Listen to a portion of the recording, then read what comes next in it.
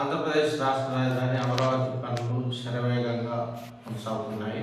ప్రత్యేకించి రెండోసారి అధికారంలోకి వచ్చిన నేపథ్యంలో ముఖ్యమంత్రి నారా చంద్రబాబు నాయుడు ఆ దిశగా వడివడిగా అడుగులు వేస్తున్నారు.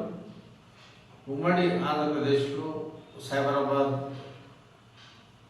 సృష్టించిన తరహాలోనే ఆయన హైదరాబాద్ రాజధాని ఏ విధంగా అభివృద్ధి చేశారో అదే స్థాయిలో నేరుగా తనకు ఉన్న సుదీర్ఘమైన అనుభవంతో అమరావతి రాజధానిని ఒక మహానగరంగా సృష్టించడం జరుగుతుంది. వాస్తవానికి మొదటిసారి అధికారంలోకి వచ్చిన అనంతరం రాష్ట్ర విభజన జరిగిన తర్వాత 5 ఏళ్లలో అమరావతి రాజధానిని పూర్తి చేయాలన్న సంకల్పం నెరవేరలేదు. రెండోసారి అధికారంలో వచ్చి రాజధానిని సంపూర్ణంగా పూర్తి చేయాలనే లక్ష్యంగా యోచించినప్పటికీ అధికారంలోకి రాలేకపోవడం, అనంతరం అధికారంలోకి వచ్చిన ముఖ్యమంత్రి జగన్మోహన్ రెడ్డి నాయకత్వంలోని ప్రభుత్వం 3 రాజధానుల అంశాన్ని తెరపైకి తేవడంతో అమరావతి పనులు కుంటుపడ్డాయి. పూర్తిగా స్తంభించిపోయిన పరిస్థితుల్లో మనం చూసాం. తాజాగా 2029 నాటికి అమరావతి రాజధానిని పూర్తి చేయాలనే టార్గెట్ను ముఖ్యమంత్రి చంద్రబాబు నాయుడు మరియు కూటమి ప్రభుత్వం లక్ష్యంగా పెట్టుకొని ఆ దిశగా శరవేగంగా పావులు నడుపుతుంది. ఈ క్రమంలోనే ముఖ్యమంత్రి చంద్రబాబు నాయుడు చైర్మన్గా ఉన్న ఏపీసీఆర్డీఏ సంస్థ శీఘ్రతరంగా నిర్ణయాలు తీసుకుంటూ ఆ దిశగా నిధులు విడుదల చేస్తూ ముందుకు సాగుతుంది.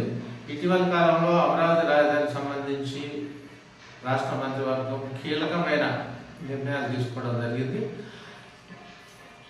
రెండోసారి కూటమి ప్రభుత్వం ప్రభంజనం సృష్టించి అధికారంలో వచ్చిన నేపథ్యంలో ఈ 5 ఏళ్ల సంవత్సరంలోనే మొట్టమొదటి కార్యక్రమంగా అమరావతి రాజధానిని పూర్తి చేయడం ఒక యజ్ఞంగా పెట్టుకోవడం జరిగింది.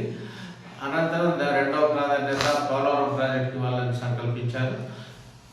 ఎన్డీఏ కూటమి ప్రభుత్వం అధికారంలో ఉన్న నేపథ్యంలో ఇప్పుడు డబుల్ ఇంజన్ సర్కార్ అధికారంలో ఉండడం ఆంధ్రప్రదేశ్ ప్రజలకు కూడా కూటమి ప్రభుత్వానికి కలిసి వస్తుంది. గత సాధారణ ఎన్నికల్లో తెలుగుదేశం పార్టీతో పాటు జనసేన, బీజేపీ కలిసి పోటీ చేయడం జరిగింది.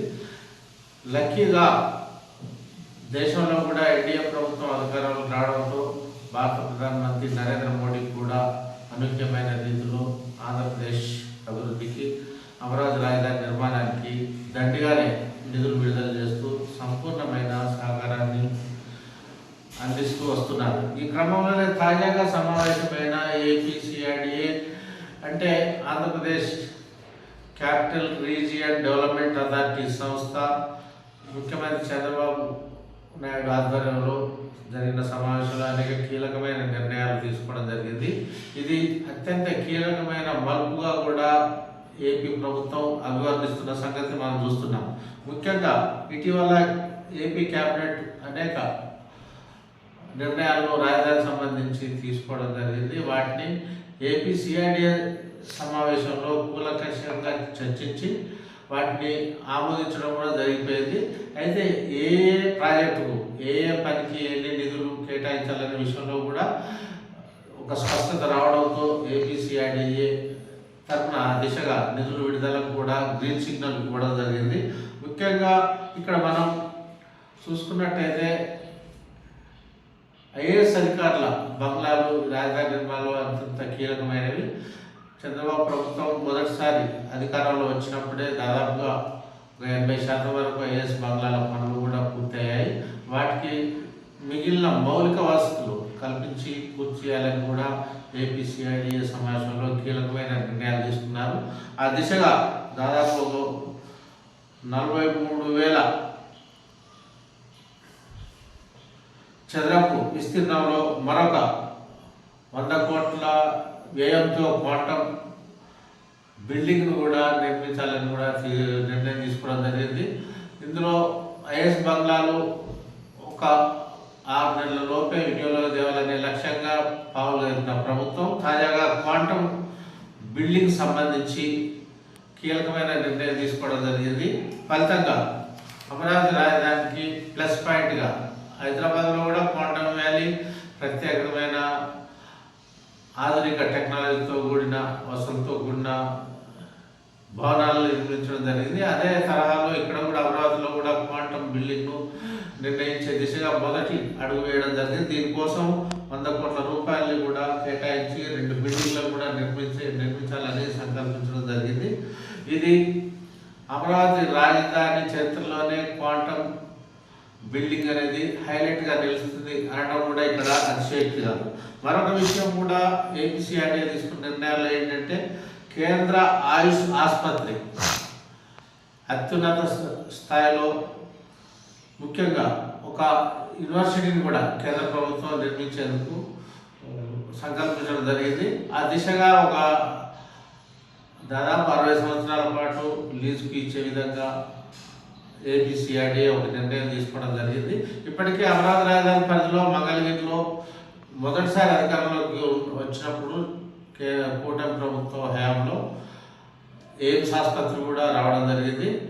అదేవిధంగా ఇది కూడా మరొక వైద్య రంగంలో ఒక చరిత్ర సృష్టించే విధంగా ఇది ఒక ప్రతిష్టాత్మక ప్రాజెక్టుకు కేంద్రం ఆమోదం తెలపడంతో భూమి కేటాయింపులు నిధుల కేటాయింపులకు సంబంధించి కూడా ఈరోజు కీలకమైన నిర్ణయం తీసుకోవడం జరిగింది.